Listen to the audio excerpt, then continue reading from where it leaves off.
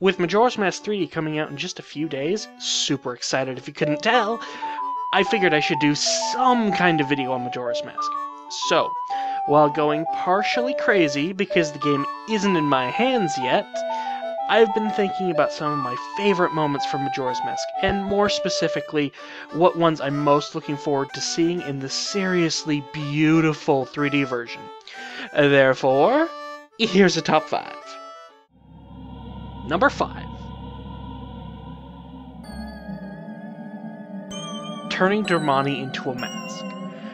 While not technically your first transformation mask, the Goron mask is the first mask that you make personally. Even though you only get to see Domani for a little bit, you know enough about him to feel at least a little sorry for him, and to genuinely want to help the guy out. Not to mention the whole surreal grave site he has. You haven't really seen anything but snow until you get to Domani's tomb, which is quite different from what you would expect a normal grave to be. I mean, you've got fire floating in the air, purple and green colors. It's very pretty. Combine that with the vision Domani has when he's being turned into a mask, and you've got quite the memorable moment.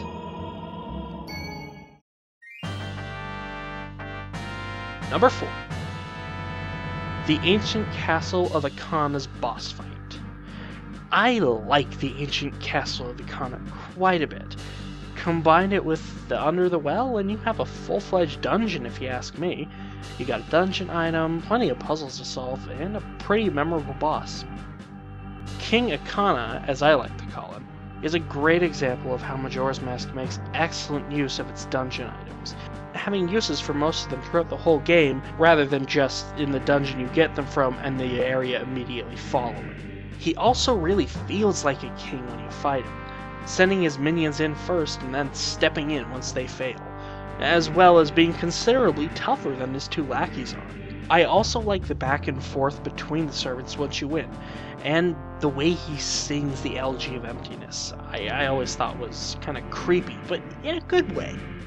Oh, and while I'm thinking about it, please no Ben drowned comments.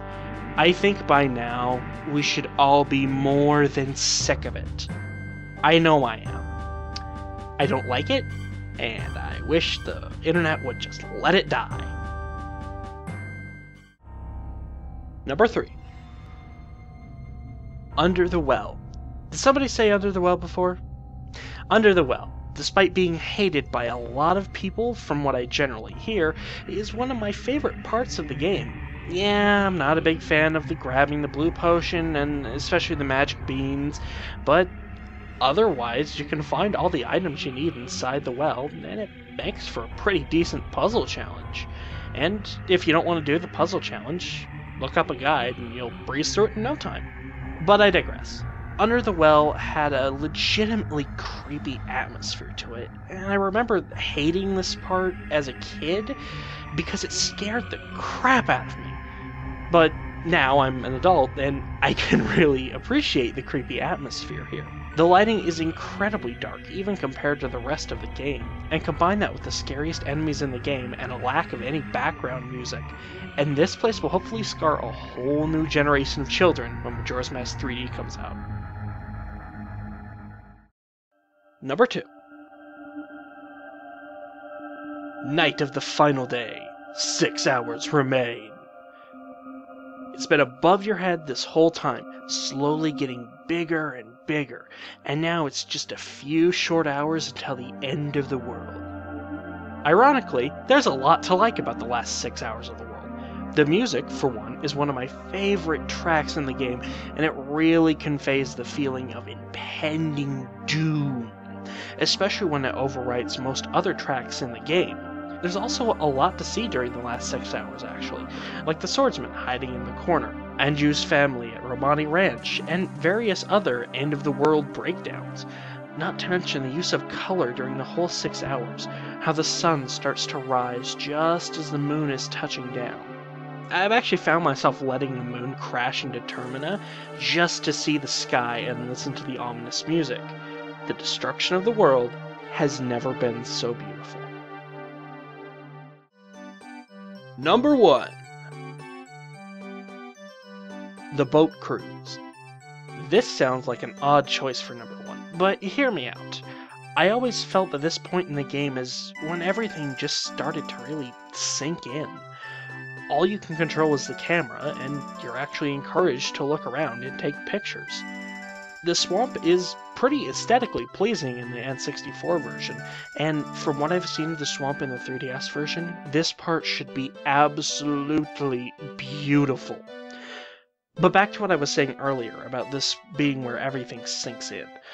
The boat cruise gives you an excellent shot of the moon for almost the whole tour, and for me anyway, it was the main thing to draw my focus. This time where you can't really do much but look up at the moon about to crush you, and all the characters who, if you've been doing some exploring / side questing, you should have developed enough of a bond with to actually care if they get crushed by the moon. This is where it all hit me, that the moon isn't just gonna go away or wait till I'm done side questing and grabbing heart pieces. It's falling, whether you do something or not. Hey, thanks for watching my short little top 5 video.